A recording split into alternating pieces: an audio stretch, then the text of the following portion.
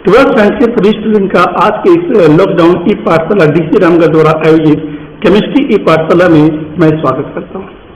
Solid state की chemistry को आज हम लोग कंटिन्यू रखते हैं और आज के हम पार्ट 15 में बात करने वाले हैं प्रॉपर्टीज ऑफ सॉलिड पर। और इस प्रॉपर्टीज ऑफ सॉलिड पर आज जो हम पढ़ने वाले हैं उस टॉपिक का नाम है इलेक्ट्रिकल प्रॉपर्टीज, सॉलिड की इलेक्ट्रिकल प्रॉपर्टीज। तो चलिए स्टार्ट करते हैं। उससे पहले प्रीवियस क्लास में क्रिस्टल डिफेक्ट को कंप्लीट किया था। क्रिस्टल डिफेक्ट में हमने कई तरह के क्रिस्टल डिफेक्ट के बारे में समझाया था कि किसी क्रिस्टल में कौन कौन से क्रिस्टल डिफेक्ट होते हैं। संभवतः आप सभी टॉपिक्स को बहुत अच्छा से आप समझ गए होंगे और इस उम्मीद के साथ आज की इस इलेक्ट्रिकल प्रॉपर्टीज ऑफ सॉलिड में सबसे पहले हम जिस टॉपिक पर बात करने वाले हैं उसका नाम है इलेक्ट्रिकल कंडक्टिविटी इन सॉलिड। हमारे चारों तरफ जो सॉलिड के सब्सटेंस है वो सॉलिड सब्सटेंस को हम जो क्लासिफाई करेंगे किस आधार पर, हर सॉलिड सब्सटेंस का अपना एक इलेक्ट्रिकल कंडक्टिविटी की वैल्यू होती है। इलेक्ट्रिकल कंडक्टिविटी आप करेंट इलेक्ट्रिसिटी में आप पढ़ोगे, हिंदी में इसको कह सकते हैं विद्युत की चालकता। हर सॉलिड सब्सटेंस में एक जैसी विद्युत की चालकता नहीं होती, किसी में कम होती है और किसी में ज्यादा होती है। उस आधार पर यदि हम सॉलिड को क्लासिफाई करें तो जितने भी हमारे चारों तरफ जितने भी सॉलिड सब्सटेंस है वो होते हैं तीन प्रकार के। कौन कौन से? Insulators, semiconductors and conductors. ठीक है, अब ये इंसुलेटर, सेमीकंडक्टर और कंडक्टर क्या है इसके बारे में थोड़ा डिटेल करें। स्टूडेंट ये जान लीजिए, हमने कहा किस आधार पर इनका क्लासिफिकेशन किए हैं, on the basis of electrical conductivity in solid. Solid की कंडक्टिविटी रेंज देखा जाए तो उसका रेंज हम पाएंगे यदि उसका रेंज 10⁴ से लेकर 10⁷ पर ओम पर मीटर हो तो समझ जाइए वो सब्सटेंस क्या है, कंडक्टर है। इंसुलेटर की यह कंडक्टिविटी सबसे कम होती है। इंसुलेटर वो सब्सटेंस जिसमें इलेक्ट्रिसिटी पास नहीं करता, जो सब्सटेंस इलेक्ट्रिसिटी को अलाउ ना करे उसका कंडक्टिविटी सबसे कम होता है और सबसे कम इसकी रेंज होती है 10⁻20 to 10⁻10 पर ओम पर मीटर। सेमीकंडक्टर एक ऐसा सॉलिड सब्सटेंस है जिसका कंडक्टिविटी इंसुलेटर से तो ज्यादा होता है मगर कंडक्टर से कम होता है। इसकी रेंज की बात करें तो इसका रेंज होता है 10⁻6 to 10⁴ पर ओम पर मीटर। ओके स्टूडेंट, तो ये थी इलेक्ट्रिकल कंडक्टिविटी के बेस पर हमारे सॉलिड के तीन प्रकार, इंसुलेटर, सेमीकंडक्टर और कंडक्टर।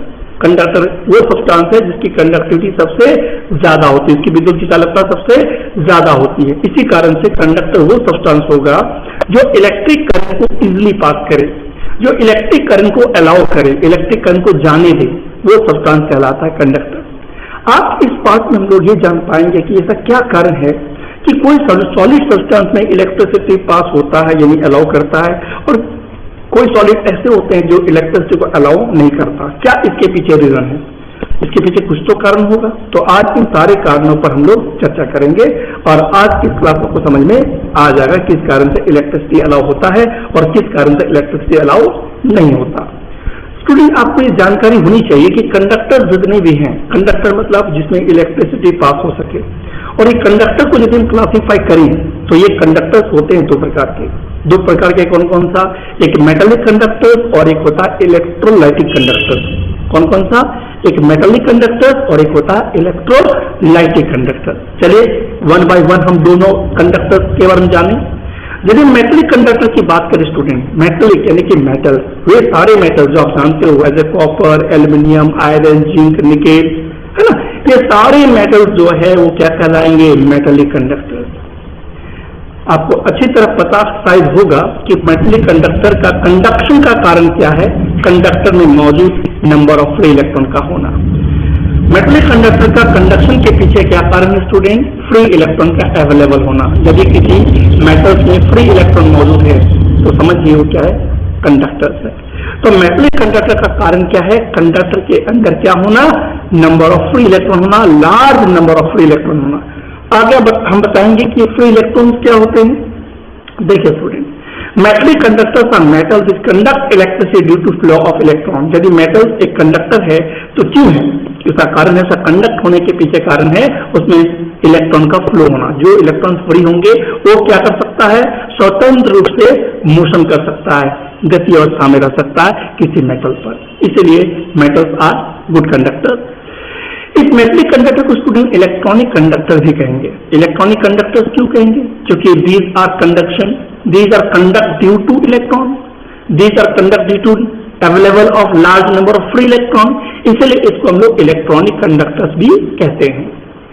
कंडक्टर्स में, मेटलिक कंडक्टर्स में as example copper, aluminium, iron, these are examples of metallic conductors. जब हम बात करें स्टूडेंट इलेक्ट्रोलाइटिक कंडक्टर्स का, हमने कहा था कंडक्टर दो तरह के होते हैं, एक मेटलिक और एक इलेक्ट्रोलाइटिक। मेटलिक मतलब मेटल, जो मेटल के फॉर्म में कंडक्ट थ्रू इलेक्ट्रिसिटी पास करे। इलेक्ट्रोलाइटिक कंडक्टर का मतलब हुआ स्टूडेंट इलेक्ट्रोलाइट। ये क्या है? इलेक्ट्रोलाइट है। जैसे मान लो सोडियम क्लोराइड का एक एक्वा सॉल्यूशन, क्या बोलोगे उसे? इलेक्ट्रोलाइट। या मोल्टेन सोडियम क्लोराइड, क्या है? इलेक्ट्रोलाइट। तो ये एक मोल्टेन NaCl कह सकते हैं, या आप इसे एक्वस बोलिए सोडियम क्लोराइड का सॉल्यूशन कह सकते हैं। तो यदि हम इसमें इलेक्ट्रिसिटी पास करें, देखिए इलेक्ट्रिसिटी का सोर्स है बैटरी, इस बैटरी के जरिए एनोड और कैथोड के इलेक्ट्रोड का यूज करके हम इलेक्ट्रिसिटी पास कर रहे हैं। जैसे ही इलेक्ट्रिसिटी पास करेंगे इस इलेक्ट्रोलाइट पे, तो क्या होगा स्टूडेंट? आपको पता होना चाहिए कि जब भी किसी इलेक्ट्रोलाइट पर कोई इलेक्ट्रिसिटी पास की जाती है तो उसके इलेक्ट्रोलाइट क्या होता है? विघटित होता है। विघटित मतलब टूटता है, उसके केटायन और एनायन का फॉर्मेशन होता है, और वो केटायन और एनायन उसके रिस्पेक्टिव इलेक्ट्रोड की ओर मोशन करता है। यानी यहाँ पर क्या मौजूद है? आयन। ये आयन कहां से आया? जब ये डिसोसिएट किया, मतलब इसका जब विखंडन हुआ। किसका विखंडन हुआ? इलेक्ट्रोलाइट का। तो इलेक्ट्रोलाइटिक कंडक्टर का मतलब इसमें आयन का रिलीजेशन, इसमें आयन का फॉर्मेशन हो रहा है, और आयन क्या होगा? फ्रीली मोशन करेगा। ये आयन जो है, एनायन जो है एनोड की ओर माइग्रेट होगा, और केटायन जो है कैथोड की ओर। इससे क्या होगा? कुछ मास पार्टिकल, जो मासिव पार्टिकल्स है, वो कैथोड पे क्या होगा स्टूडेंट? डिपॉजिट होगा। तो हम कह सकते हैं कि the conduction in which there is a flow of ion, मतलब जिसका कंडक्शन का कारण क्या हो? आयन का मोशन हो। ट्रांसफर ऑफ मैटर, में मैटर क्या करे? ट्रांसफर करे, एक इलेक्ट्रोड से दूसरे इलेक्ट्रॉन में चला जाए, है ना। केमिकल चेंज हो, केमिकल चेंज हो रहा है ना जब डिसोसिएट हो रहा है, तो है ना। तो ऐसे कंडक्टर को कहेंगे कौन सा कंडक्टर? Electrolytic conductor. इस इलेक्ट्रोलाइटिक कंडक्टर को लोग डिटेल करेंगे। केमिस्ट्री का हमारा थर्ड फिजिकल केमिस्ट्री का चैप्टर है इलेक्ट्रोकेमिस्ट्री, इसके बारे में लोग डिटेल करेंगे। ओके स्टूडेंट, तो बस ये जान लीजिए कंडक्टर दो तरह के होते हैं, एक मेटलिक कंडक्टर और एक इलेक्ट्रोलाइटिक कंडक्टर। मेटलिक कंडक्टर का कारण, कंडक्शन का कारण फ्री इलेक्ट्रॉन है, और इलेक्ट्रोलाइटिक कंडक्टर का कंडक्शन कारण बोलिए मूवमेंट ऑफ आयन है। ठीक है, तो आयन के मूवमेंट के कारण ये कंडक्टर्स होते हैं। ओके स्टूडेंट, अब बात करते हैं कि जो मेटल्स होते हैं आखिर वो कंडक्ट क्यों होता है, इलेक्ट्रिसिटी इसमें पास क्यों होता है। तो मैंने कहा कि मेटल का कंडक्शन का कारण है उसमें फ्री इलेक्ट्रॉन का होना। एक्चुअली फ्री इलेक्ट्रॉन क्या होता है जरा ध्यान देंगे स्टूडेंट। ये सोडियम है, आप देख रहे हैं सोडियम के इलेक्ट्रॉन्स कितने होते हैं? 11, क्योंकि उसका एटॉमिक नंबर 11 होता है। तो उसके वैलेंस शेल में कितने इलेक्ट्रॉन है बताइए? तो सोडियम के वैलेंस शेल में 1 इलेक्ट्रॉन है। ये 1 इलेक्ट्रॉन लूजली हेल्ड होगा कि टाइटली हेल्ड होगा न्यूक्लियस की ओर? तो चूंकि ये न्यूक्लियस से काफी दूर है ना, as compare to these electron, तो ये लूजली हेल्ड होगा। जो लूजली हेल्ड इलेक्ट्रॉन होते हैं स्टूडेंट, वो फ्रीली मोशन कर सकता है, लेकिन अपने आप नहीं। ऐसे कंडीशंस आएंगे, ऐसे फिजिकल कंडीशन अप्लाई करेंगे, तभी ये इलेक्ट्रॉन क्या होगा? अपने ग्राउंड स्टेट से एक्साइटेड होगा। तो ये फ्री इलेक्ट्रॉन जनरली मोस्टली क्या कहलाता है? फ्री इलेक्ट्रॉन कहलाता है। कौन सा इलेक्ट्रॉन? Valence electron. ठीक है, कौन सा इलेक्ट्रॉन? Valence electron. इसी वैलेंस इलेक्ट्रॉन को हम कहते हैं फ्री इलेक्ट्रॉन। ओके स्टूडेंट, अब जब आपको पता होना चाहिए स्टूडेंट, क्योंकि आप 11 के एटॉमिक स्ट्रक्चर पढ़े होंगे कि एक एटम के कई सारे एनर्जी लेवल्स होते हैं, कई सारे ऑर्बिट्स होते हैं, और हर ऑर्बिट की अपनी एक एनर्जी लेवल होता है। जैसे आप जानते हैं कि first energy level, second energy level, third energy level, यानी कि न्यूक्लियस के जितने दूर जाओगे उसकी एनर्जी लेवल, उसकी एनर्जी ऑर्डर जो है बढ़ता जाएगा। सबसे ज्यादा एनर्जी ऑर्डर यहाँ है, सबसे कम एनर्जी ऑर्डर यहाँ है। तो हर ऑर्बिट की अपनी एक एनर्जी लेवल होता है। न्यूक्लियस के सामने वाला नियरेस्ट ऑर्बिट की एनर्जी सबसे कम, और फॉरेस्ट ऑर्बिट की एनर्जी सबसे ज्यादा होता है। ये क्यों बता रहे स्टूडेंट? क्योंकि इस कॉन्सेप्ट को जानना बहुत जरूरी है, तभी ना आप जान पाएंगे कि कोई सब्सटेंस आखिर इलेक्ट्रिसिटी को कंडक्ट क्यों करता है और किसी में इलेक्ट्रिसिटी कंडक्ट क्यों नहीं होता। इसके लिए हमें पढ़ना पड़ेगा स्टूडेंट एक थ्योरी, जिस थ्योरी का नाम है बैंड थ्योरी ऑफ सॉलिड। एक ऐसा थ्योरी है जिस थ्योरी की सहायता से, जिस थ्योरी के कॉन्सेप्ट से हम ये जान पाएंगे कि ये जो सब्सटेंस जो हमने 3 नाम दिया, क्या क्या? इंसुलेटर, सेमीकंडक्टर और कंडक्टर। कंडक्टिविटी के आधार पर, जहां हमने कहा था कि सबसे ज्यादा कंडक्टिविटी किसकी होती है? कंडक्टर की होती है, सबसे कम कंडक्टर से होता है इंसुलेटर का होता है। और ये किस आधार पर हमें समझ में आने वाला है? बैंड थ्योरी ऑफ सॉलिड के आधार पर। तो चलिए थोड़ा हम बैंड थ्योरी पर बात करें। बैंड थ्योरी में हम लोग जानते हैं स्टूडेंट की किसी भी क्रिस्टल में, मतलब किसी भी सॉलिड सब्सटेंस में दो तरह के बॉन्ड होते हैं, वैलेंस बॉन्ड और कंडक्शन बॉन्ड। दो तरह के वैलेंस बॉन्ड होते हैं। कौन कौन से बॉन्ड? वैलेंस बॉन्ड और कंडक्शन बॉन्ड। अब आपको जानना होगा कि वैलेंस बैंड क्या होता है और कंडक्शन बैंड क्या होता है। चलिए मैं समझाता हूं एक एक करके। स्टूडेंट ध्यान दीजिएगा, जैसे मान लिया जाए एक सिलिकॉन की बात करें, सिलिकॉन का इलेक्ट्रॉनिक कॉन्फ़िगरेशन क्या होगा? तो बोलिए neon 3s2 3p2 3d0। Okay, neon मतलब 10 इलेक्ट्रॉन, 10 to 12, 12 to 14, क्योंकि सिलिकॉन के पास 14 इलेक्ट्रॉन होते हैं, 14 उसकी एटॉमिक नंबर है।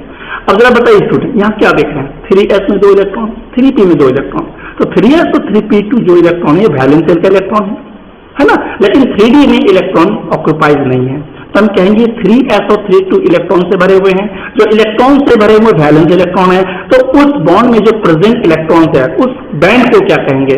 उस बैंड को कहेंगे वैलेंस बॉन्ड। रहा बात कंडक्शन बॉन्ड क्या है, तो पहले मैं वैलेंस बैंड को समझाऊंगा, फिर आपको समझाऊंगा कंडक्शन बैंड क्या होता है। चलिए, in theory of solid there are many energy bands, but the following are the 3 most important energy bands in solid। वो 3 एनर्जी बैंड कौन से किसी सॉलिड में होते हैं? एक वैलेंस बैंड, एक कंडक्शन बैंड और एक फोरबिडेन बैंड। हमें यहाँ समझना पड़ेगा पहले वैलेंस बैंड क्या होता है, कंडक्शन बैंड क्या होता है और फोरबिडेन बैंड क्या होता है। जैसे हमने कहा सिलिकॉन के क्रिस्टल में, सिलिकॉन के एटम का यदि इलेक्ट्रॉनिक कॉन्फ़िगरेशन देखें तो हो जाएगा 3s2 3p2 3d0। ये वैलेंस शेल का कॉन्फ़िगरेशन है, जहां 3s2 3p2 में इलेक्ट्रॉन ऑक्यूपाइज है, लेकिन 3d में इलेक्ट्रॉन ऑक्यूपाइज नहीं है। तो हम बोलेंगे जहां इलेक्ट्रॉन प्रेजेंट है वो होगा हमारा वैलेंस बॉन्ड, और जहां उसके नियरेस्ट और शेल में जो इलेक्ट्रॉन प्रेजेंट नहीं है, जहां इलेक्ट्रॉन एक्साइटेड होकर उसमें जाने वाला है, उस लेवल को कहते हैं, उस बैंड को कहते हैं कंडक्शन बैंड। नहीं समझ में आया? चलिए अच्छा समझाते हैं। तो वैलेंस बैंड क्या है, ध्यान देंगे। The energy band that consist of valence electron, एक ऐसा एनर्जी बैंड जिसमें वैलेंस इलेक्ट्रॉन प्रेजेंट हो, है ना, is known as valence band. उस बॉन्ड को क्या कहेंगे? वैलेंस बैंड कहेंगे। The valence band is present below the conduction bond. Valence band हमेशा किसके नीचे होगा? कंडक्शन बैंड के नीचे होगा। यानी इसका मतलब हुआ कि वैलेंस बैंड की एनर्जी कम और कंडक्शन बैंड की एनर्जी ज्यादा होगा। सही है। And the electrons of this band are loosely bound to the nucleus of an atom. अब बताइए वैलेंस बॉन्ड के इलेक्ट्रॉन टाइटली हेल्ड होगा कि न्यूक्लियस में कि लूजली हेल्ड होगा? तो हम कह सकते हैं क्या कि ये लूजली हेल्ड हो गया, क्योंकि वैलेंस शेल के इलेक्ट्रॉन न्यूक्लियस से दूर होते हैं। वो इलेक्ट्रॉन किसी कारण से एनर्जी अब्सॉर्ब करेगा तो अपने एनर्जी ऑर्डर को छोड़ के किसी लोअर लेवल से हायर लेवल में चला जाएगा। ओके स्टूडेंट, नाउ तो वैलेंस बॉन्ड समझ में आ गया। वैलेंस बॉन्ड उस बॉन्ड को कहेंगे जहां इलेक्ट्रॉन प्रेजेंट हो, वैलेंस शेल के इलेक्ट्रॉन प्रेजेंट हो। ओके, और ये वैलेंस बॉन्ड जो होते हैं भाई, वैलेंस बॉन्ड कंडक्शन बॉन्ड के जस्ट नीचे होता है। कंडक्शन बॉन्ड क्या होता है, चलिए उसको समझते हैं। कंडक्शन बॉन्ड जो आप देख रहे हैं, ये कौन सा बॉन्ड है? Conduction bond. ये कौन सा बॉन्ड है? Valence bond. वैलेंस बॉन्ड में क्या होते हैं? वैलेंस शेल के इलेक्ट्रॉन प्रेजेंट होते हैं। Conduction bond, the energy band that consist of free electron, मतलब वह एनर्जी बैंड जिसमें होते हैं क्या? Consist of free electron. Free तब तक नहीं होगा जब तक वो इलेक्ट्रॉन यहां से हटके यहां ना पहुंच जाए। तो यहाँ पे कौन से इलेक्ट्रॉन प्रेजेंट होंगे? Free electron. ओके, जिसे कहेंगे कंडक्शन बॉन्ड। क्योंकि फ्री इलेक्ट्रॉन जब तक से होगा नहीं, इलेक्ट्रिसिटी पास होगा नहीं, क्योंकि करंट कैरियर में यहाँ होना क्या चाहिए? फ्री इलेक्ट्रॉन होना चाहिए, राइट। फॉर एग्जाम्पल, तो free external energy must be applied. जब उसमें एक्सटर्नल एनर्जी देंगे, मतलब इलेक्ट्रिक फील्ड देंगे, जब हम उसमें एक्सटर्नल एनर्जी देंगे, मस्ट बी अप्लाइड किस पे? उस सॉलिड पे। तो जब सॉलिड पे एनर्जी देंगे तो इलेक्ट्रॉन क्या करेगा? उस एनर्जी को एब्जॉर्ब करेगा जो यहाँ पे इलेक्ट्रॉन प्रेजेंट है। कौन सा इलेक्ट्रॉन? वैलेंस शेल का इलेक्ट्रॉन। और वो इलेक्ट्रॉन जब एब्जॉर्ब करेगा तो क्या होगा? ये इलेक्ट्रॉन इस लेवल से जंप करके इस लेवल में चला जाएगा, दैट मीन्स वैलेंस बैंड से कंडक्शन बैंड। तो हम कह रहे थे for electron to be free external energy must be applied. यदि इलेक्ट्रॉन को फ्री करना है तो इसके लिए सबसे इंपॉर्टेंट है कि इसे बाहर से एनर्जी देना पड़ेगा। Okay, the valence electron get pushed, तब वो इलेक्ट्रॉन क्या होगा? पुश्ड होगा, ठीक है, टू द कहां पर? Conduction bond and become free. तब जाके इलेक्ट्रॉन क्या हो जाएगा? फ्री हो जाएगा। तो ये इलेक्ट्रॉन यहां पर फ्री नहीं है। जब ये एनर्जी बाहर से दी जाएगी तब ये इलेक्ट्रॉन उस एनर्जी को एब्जॉर्ब करके वैलेंस बॉन्ड से चला जाएगा कंडक्शन बॉन्ड में। अब इसे कंडक्शन बैंड क्यों कहते हैं? क्योंकि यहाँ इलेक्ट्रॉन फ्री है और फ्री होगा तो क्या होगा? करंट कंडक्ट होगा, करंट पास होगा, इसलिए इस बैंड को कहते हैं हम लोग कंडक्शन बैंड। सुनना गया कंडक्शन बैंड और वैलेंस बैंड। चलिए आगे बढ़ते हैं। फोरबिडेन बैंड, जब देखिए स्टूडेंट, ये हमारा वैलेंस बैंड और ये हमारा कंडक्शन बैंड। ये हम क्या दिखा रहे हैं, वैलेंस बॉन्ड में मौजूद इलेक्ट्रॉन और इस दोनों बॉन्ड के बीच में जो गैप है, ये जो दीवार है ना, जिस दीवार से ये इलेक्ट्रॉन जंप करके इस बॉन्ड में पार करना है, तो इस गैप को बोलते हैं क्या, फोरबिडन जोन या फोरबिडन बैंड। ठीक है, क्या लिखते हैं देखिए, ये जितने भी हम आपको बता रहे हैं और दिखा रहे हैं, इसमें जितने भी टेक्स्ट आ रहे हैं, जितने भी आपके मटेरियल्स आपको देखने को मिल रहा है, आप वीडियो को पॉज करके इसे राइट डाउन जरूर कीजिएगा विद फिगर के साथ। Okay student, the energy gap between the valence bond and the conduction bond, this is the valence bond और this is the conduction band, is known as forbidden band. समझ गया, हुआ energy gap, इसको क्या बोलेंगे हम लोग, एनर्जी गैप, है ना, किसके बीच, वैलेंस बॉन्ड और कंडक्शन बॉन्ड, इसे क्या कहते हैं, forbidden band, which is also known as forbidden gap. इसे आप फोरबिडन बैंड कह लो या फोरबिडन गैप कह लो, बात एक ही है। समझ रहे हैं, the electrical conductivity of solid is determined from the forbidden gap. जैसे हमने कहा था कि हर सॉलिड सब्सटेंस की इलेक्ट्रिकल कंडक्टिविटी डिफरेंट होता है, जिसमें आपको याद होगा कंडक्टर की सबसे ज्यादा कंडक्टिविटी होता है और इंसुलेटर का सबसे कम होता है। इसी एनर्जी गैप के कम और ज्यादा होने के कारण ही ये सॉलिड सब्सटेंस तीन तरह के होते हैं, कंडक्टर, इंसुलेटर एंड सेमीकंडक्टर। किसके कारण, इस एनर्जी गैप की वैल्यू के कारण। ये एनर्जी गैप कम भी हो सकता है, ये एनर्जी गैप ज्यादा भी हो सकता है, और इसी एनर्जी गैप के आधार पर, इस एनर्जी बैंड के डिटर्मिनेशन के आधार पर, फोरबिडन गैप के आधार पर हम क्लासिफाई करते हैं मटेरियल को, जिसमें कंडक्टर देखें, सेमीकंडक्टर देखें और इंसुलेटर देखें। तो इनके सॉलिड सब्सटेंस जो कंडक्टर्स होते हैं, इंसुलेटर्स होते हैं और सेमीकंडक्टर होते हैं, किस बेस पर, दिस द गैप, ये गैप जितना ज्यादा होगा, ये गैप जितना कम होगा, उस आधार पर हमारा सॉलिड सब्सटेंस तीन तरह होते हैं और इसकी इलेक्ट्रिकल कंडक्टिविटी इस एनर्जी बैंड पर डिपेंड करती है, इस एनर्जी गैप पर डिपेंड करती है। तो चलिए समझते एक एक करके कंडक्टर पर पहले बात करते हैं। देखिए, हम कंडक्टर की यदि हम इस गैप की बात करें तो कंडक्टर यानी मेटल्स आर कंडक्टर। अब ज्यादा ध्यान दीजिएगा, एक मेटलिक कंडक्टर में जो वैलेंस बॉन्ड होते हैं और कंडक्शन बॉन्ड जो होता है वो एक दूसरे के काफी ओवरलैप होता है। आप देख सकते हैं कि यहाँ वैलेंस बॉन्ड और कंडक्शन बॉन्ड एक दूसरे के ओवरलैप है, इन्हें कहा जा सकता है इसकी energy gap zero, energy gap zero. जब एनर्जी गैप जीरो होगा तो बताइए स्टूडेंट, इस इलेक्ट्रॉन को यहां से यहां तक आने में क्या एनर्जी की ज्यादा जरूरत पड़ेगी, बिल्कुल नहीं। ये इलेक्ट्रॉन आसानी से वैलेंस बॉन्ड से, बोलिए कहां, कंडक्शन बॉन्ड में जंप कर सकता है आसानी से। देख रहे हैं आप लोग, ये इलेक्ट्रॉन यहां से जंप कर गया कहां पर, कंडक्शन बॉन्ड में। इसी कारण से कंडक्टर की कंडक्टिविटी सबसे ज्यादा होती है। इसी कारण से किसी भी कंडक्टिंग सब्सटेंस पर इलेक्ट्रिसिटी आसानी से पास हो पाती है। No energy gap, easy electron movement. जब यहाँ पर एनर्जी गैप होगा ही नहीं, जब यहाँ कोई दीवार होगा ही नहीं, तो इस दीवार को लांघने में उसे एनर्जी की जरूरत कहां से पड़ेगी, उसे किसी तरह कोई एनर्जी जरूरत नहीं पड़ेगी। ये इलेक्ट्रॉन इजिली वैलेंस बॉन्ड से कंडक्शन बॉन्ड में आसानी से जंप कर सकता है। समझ रहा है, कंडक्टर्स में क्या होता है, तो कंडक्टर्स की एनर्जी गैप क्या होती है, जीरो होती है। समझा गया, जिस कारण से इलेक्ट्रॉन वैलेंस बॉन्ड से कंडक्शन बॉन्ड जंप कर जाता है। तो आप समझ सकते हैं इंसुलेटर की कंडक्टिविटी सबसे कम होती है। अब इंसुलेटर की कंडक्टिविटी सबसे कम क्यों होती है, बिल्कुल सही समझ रहे हैं, क्योंकि उसके बीच का वैलेंस बॉन्ड और कंडक्शन बॉन्ड के बीच जो ये एनर्जी गैप है वो सबसे ज्यादा होता है। इतनी ज्यादा होती है कि हम एक नॉर्मल एनर्जी देके, मतलब आप जब ये इलेक्ट्रॉन जो वैलेंस बॉन्ड बैंड में प्रेजेंट है, ये आसानी से कंडक्शन में जंप नहीं कर पाता। एक्चुअली में आपको पता होना चाहिए, ये जो एनर्जी गैप जो है लगभग 5 इलेक्ट्रॉन वोल्ट से ज्यादा होता है। यदि यहाँ का एनर्जी गैप की वैल्यू 5 इलेक्ट्रॉन वोल्ट से ज्यादा हो, तो ये इलेक्ट्रॉन यहाँ से, मतलब वैलेंस बैंड से कंडक्शन बॉन्ड में हम आसानी से इसे जंप करवा नहीं सकते। इसीलिए इंसुलेटर कहलाता है, क्योंकि इलेक्ट्रिसिटी को ऐसा सब्सटेंस अलाउ नहीं करता। इंसुलेटर जैसे पॉलिथीन, ड्राई वुड, है ना, ये सब क्या है, इंसुलेटर है। और इंसुलेटर पॉलिथीन है तो वैक्स, तो ऐसे सब्सटेंस में जो है इलेक्ट्रिसिटी पास क्यों नहीं करता, क्योंकि इसकी कंडक्टिविटी बहुत कम होती है। कंडक्टिविटी कम क्यों होती है, क्योंकि इसकी एनर्जी गैप बहुत ही ज्यादा होती है। जो आप पढ़ रहे हैं स्टूडेंट, फिजिक्स में भी हम लोग आप दोबारा पढ़ोगे, फिजिक्स में चैप्टर आप लोग आएगा सेमीकंडक्टर डिवाइसेस, जहां आप इसके बारे में दोबारा पढ़ेंगे और डिटेल में जान पाएंगे। ओके स्टूडेंट, चलिए आगे बढ़ते हैं। तो large energy gap, no electron movement, जहां एनर्जी गैप ज्यादा होगी, जहां दीवार ऊंची होगी, उस दीवार को लांघना, पार करना बहुत ही मुश्किल होगा। तो कंडक्टिविटी के कम के पीछे क्या कारण पता चला, एनर्जी गैप की ज्यादा होने के कारण। ओके स्टूडेंट, तो ये इस कारण से इलेक्ट्रॉन जो है इस फोरबिडन गैप को पार नहीं कर पाता। ओके, अब बात करते हैं सेमीकंडक्टर का। तो सेमीकंडक्टर में आपको याद होगा स्टूडेंट कि सेमीकंडक्टर वैसे सॉलिड सब्सटेंस होते हैं जिसकी कंडक्टिविटी कंडक्टर से कम और इंसुलेटर से ज्यादा होता है। तो सीधी सी बात है, इसमें गैप तो होगा मगर ये गैप काफी कम होगा। ये कम किस तरह होगा, मतलब ये गैप जो होगा मेटेलिक कंडक्टर से थोड़ा ज्यादा होगा और इंसुलेटर से काफी कम होगा। आप देख सकते हैं ये एनर्जी गैप काफी कम है। इस गैप कम होने के कारण बोलिए क्या हो सकता है, बाहर से एनर्जी देकर इलेक्ट्रॉन में एनर्जी देकर ये इलेक्ट्रॉन को हम एक्साइटेड करके वैलेंस बॉन्ड से कंडक्शन बॉन्ड में ला सकते हैं। तो बताओ ये करंट कंडक्ट होगा कि नहीं होगा, होगा। लेकिन स्टूडेंट याद रखना कि एक सेमीकंडक्टर सबसे पहला क्या हम देखेंगे, the gap between the valence bond and conduction bond is small. Valence bond और कंडक्शन एनर्जी गैप तो होता है लेकिन वो एनर्जी गैप स्मॉल होता है as compare to conductor. Okay student, एक बात और जानिए कि सर क्या यहाँ के वैलेंस इलेक्ट्रॉन क्या कंडक्शन बॉन्ड में जंप कर सकता है? कर सकता है, लेकिन उसमें कंडीशन है। उसमें कंडीशन क्या है, ये इसे एनर्जी देनी पड़ेगी। यदि बोलेंगे जीरो क्या, एब्सोल्यूट जीरो केल्विन टेम्परेचर पर, बहुत ही लो टेम्परेचर है, क्या ये कंडक्ट होगा? तो हम बोलेंगे नहीं होगा।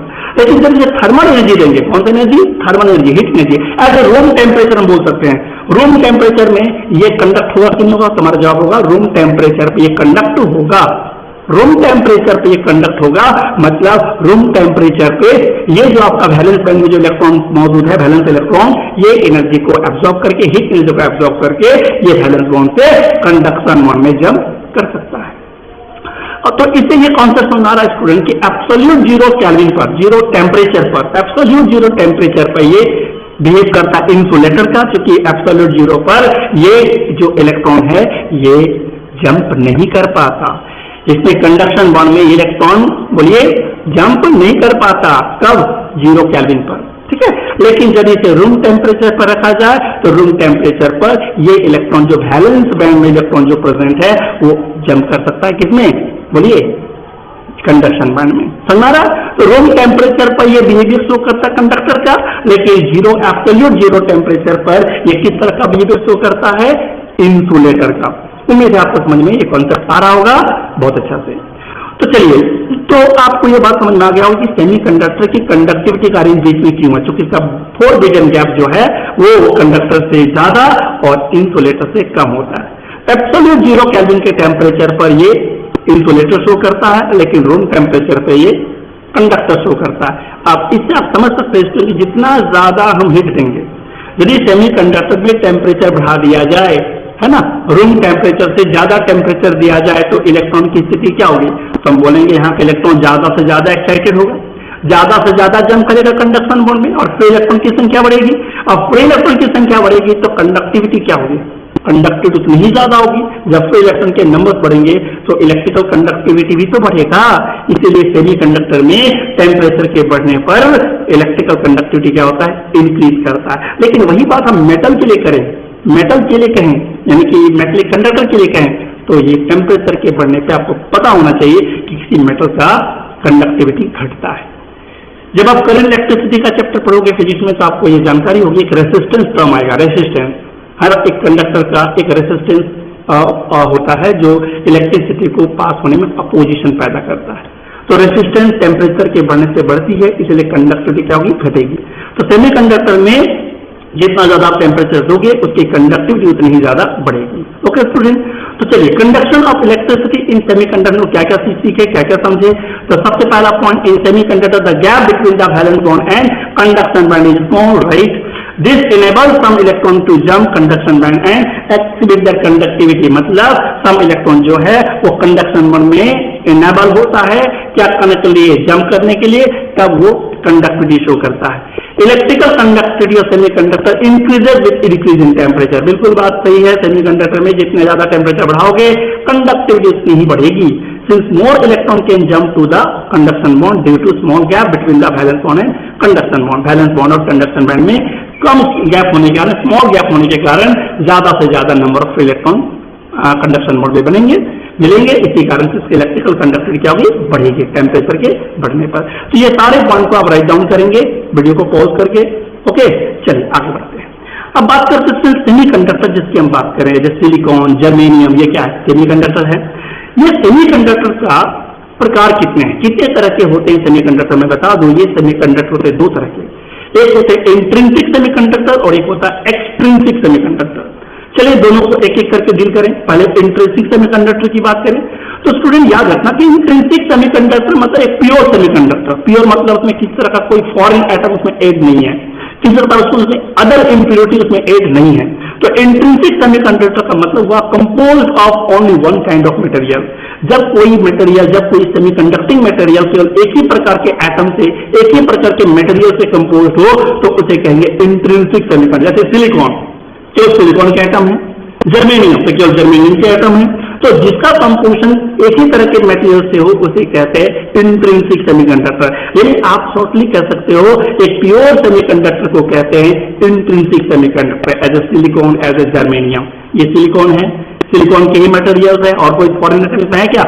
कोई फॉरेन एटम नहीं है, इसमें भी कोई फॉरेन एटम नहीं है। तो ये कौन सा सेमीकंडक्टर है? तो इसको बोलेंगे हम इंट्रिंसिक सेमीकंडक्टर, या आप उसे बोल सकते हैं अनडॉप्ड सेमीकंडक्टर। अनडॉप्ड मतलब इसमें किस तरह का कोई डॉपिंग नहीं किया गया है। डॉपिंग हम बताएंगे आपको।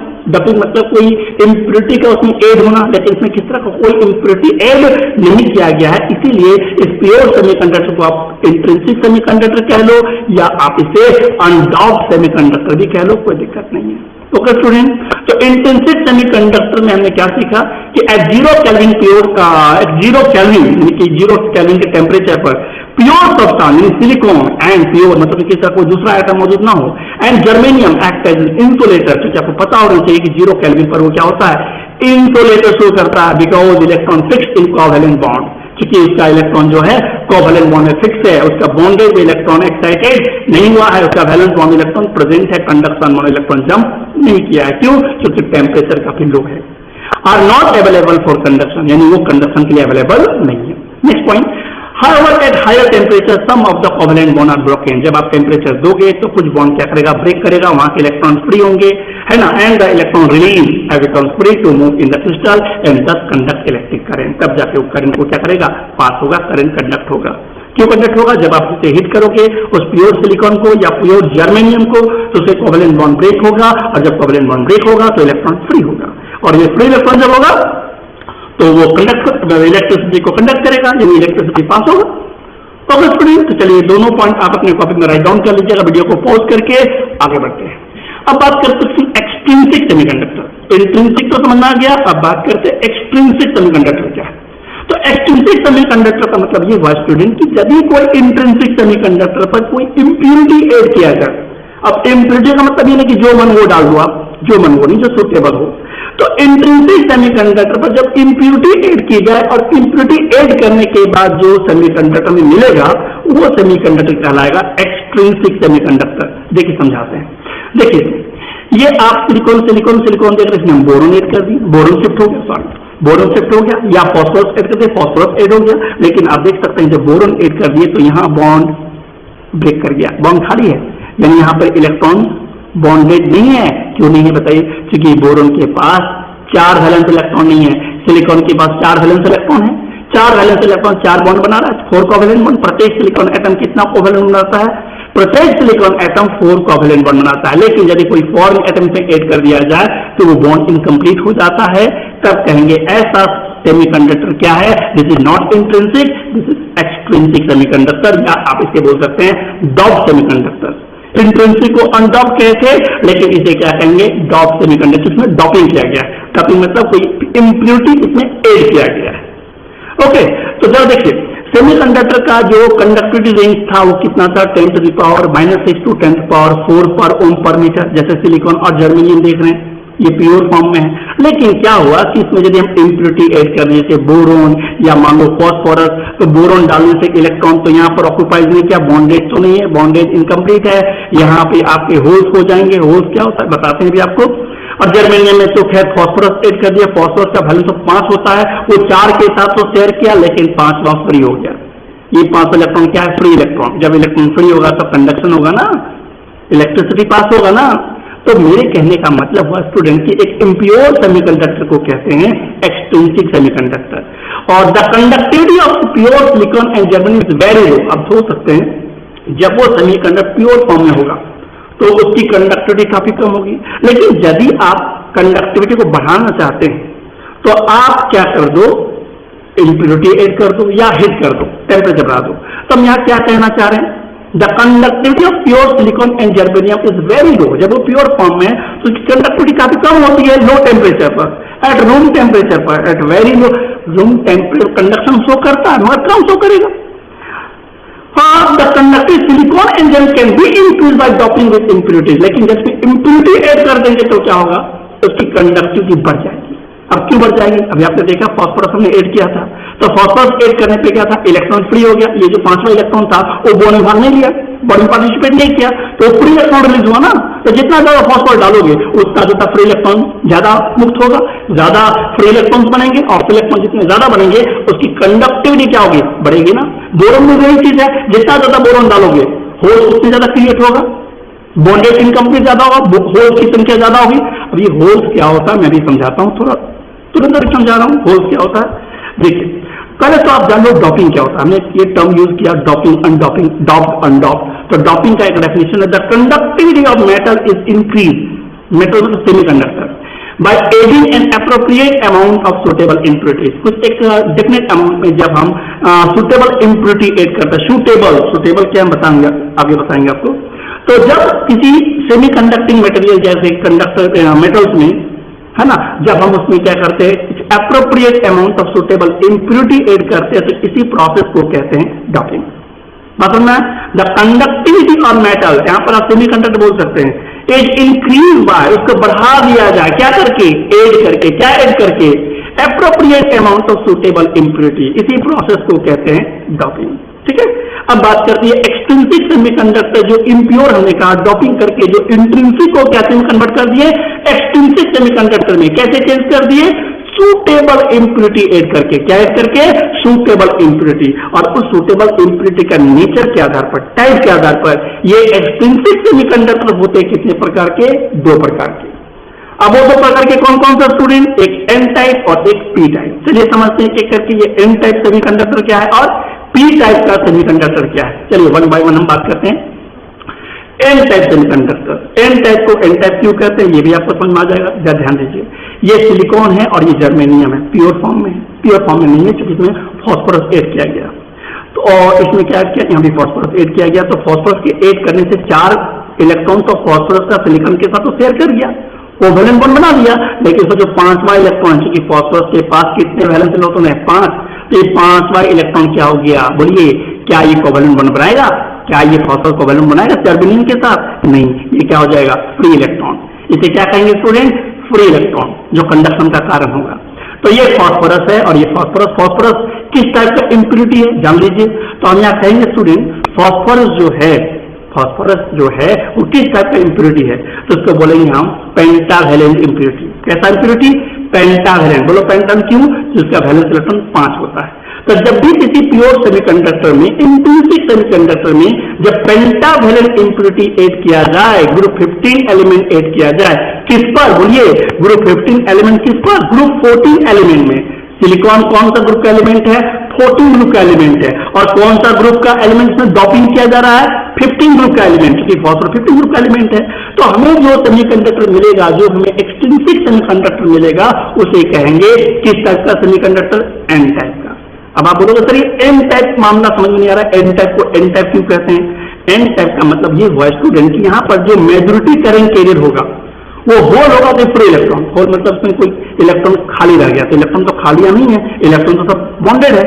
तो बताइए ये इलेक्ट्रॉन जो फ्री इलेक्ट्रॉन है, फ्री इलेक्ट्रॉन नेगेटिव चार्ज होता है कि positive charge, unit of negative charge की यूनिट ऑफ पॉजिटिव चार्ज, तो इलेक्ट्रॉन मतलब नेगेटिव। तो इसलिए हम इसे कहते हैं एन टाइप सेमीकंडक्टर, क्योंकि इसमें करंट कैरियर में मेजॉरिटी करंट कैरियर क्या है, फ्री इलेक्ट्रॉन है। और जब majority current carrier free electron हो, इसी कारण से इसे कहते हैं एन टाइप सेमीकंडक्टर या negative type semiconductor. Okay student, चलिए अब थोड़ा हम इस पर बात करते हैं। और हम इसमें फॉस्फोरस भी ऐड कर सकते हैं, या फॉस्फोरस 15 ग्रुप में हम एंटीमनी भी ऐड कर सकते हैं, या आर्सेनिक भी ऐड कर सकते हैं, है ना। और इस तरह से हम बोलिए एक इंट्रिंसिक को एक्सट्रिंसिक सेमीकंडक्टर में कन्वर्ट कर सकते हैं, या फिर एन टाइप का सेमीकंडक्टर प्राप्त कर सकते हैं। ओके स्टूडेंट, तो एन टाइप सेमीकंडक्टर में आप इन सारे पॉइंट को राइट डाउन कीजिए। क्या कि व्हेन डॉट with a group 15 element like phosphorus और arsenic which contains 5 valence electron, okay, they occupy some of the lattice site in silicon और जर्मेनियम क्रिस्टल। वो ऑक्यूपाई करता है कहां पर, लैटिसाइट पर। ये लैटिसाइट ही ना स्टूडेंट, ये क्या है, लैटिसाइट आर्सेनिक या फॉस्फोरस कहां पे ऑक्यूपाई करता है? लेटिस साइड पर। ओके, आगे बढ़ते हैं। 4 out of 5 electrons are used in the formation of 4 covalent bond, जिसमें 5 इलेक्ट्रॉन में 4 इलेक्ट्रॉन कोवेलेंट बॉन्ड बनाना यूज कर दिया, और with the 4 neighbouring silicon atom के साथ, कितने एटम के साथ? चारों सिलिकॉन एटम के साथ 4 बॉन्ड बना दिया, लेकिन 5वां electron, the 5th electron in phosphorus is extra, वो एक्स्ट्रा है, वो बॉन्ड में भाग नहीं लेगा, एंड बिकम डिलोकलाइज, और क्या कर जाएगा? डिलोकलाइज हो जाएगा। Okay, this delocalise electron increase the conductivity of dot silicon. बताइए, जब ये इलेक्ट्रॉन डिलोकलाइज होगा, एक इंटरस्टिशियल साइट से दूसरे इंटरस्टिशियल साइट में जब जाएगा, डिलोकलाइज मतलब एक जगह से दूसरी जगह डिलोकलाइज होना, मूवमेंट होना। जब मूवमेंट होगा इलेक्ट्रॉन, तो बताओ उसकी कंडक्टिविटी बढ़ेगा या घटेगा? ऑफ कोर्स, जब फ्री इलेक्ट्रॉन का मूवमेंट होगा स्टार्ट, डिलोकलाइजेशन हो जाएगा। जितना ज्यादा आप फॉस्फोरस ऐड करोगे, उतनी ज्यादा उसकी कंडक्टिविटी क्या होगा? इंक्रीज कर जाएगा। तो डॉपिंग बढ़ाकर हम इसकी कंडक्टिविटी को क्या कर सकते हैं स्टूडेंट? बढ़ा सकते हैं, क्योंकि जितना ज्यादा डॉपिंग करेंगे उसके लेटिस साइड पे उतना ही ज्यादा फॉस्फोरस शिफ्ट होगा, ऑक्यूपाई करेगा, और उतनी ही ज्यादा number of free electron generate होगा। Okay student, this type of semiconductor is known as N type semiconductor. इसे एन टाइप सेमीकंडक्टर कहते हैं। क्यों? Because the increase in conductivity is due to negative charge electron. समझा? Negative charge electron के कारण इसकी conductivity क्या हो रहा है? बढ़ रहा है। ओके स्टूडेंट, अपने वीडियो को पॉज। एन टाइप सेमीकंडक्टर हम लोग अच्छी तरह समझ गए। अगला हम लोग का सेमीकंडक्टर है पी टाइप सेमीकंडक्टर, और इस पी टाइप सेमीकंडक्टर को लेकर आएंगे अगले वीडियो के पार्ट में, पार्ट 16 के साथ। और अगले पार्ट 16 में हम लोग पी टाइप सेमीकंडक्टर के अलावे application of N type and P type semiconductor पर बात करेंगे, और साथ ही मैग्नेटिक प्रॉपर्टीज पर बात करेंगे। तो आज इतना ही। थैंक यू सभी को। Stay home, save life.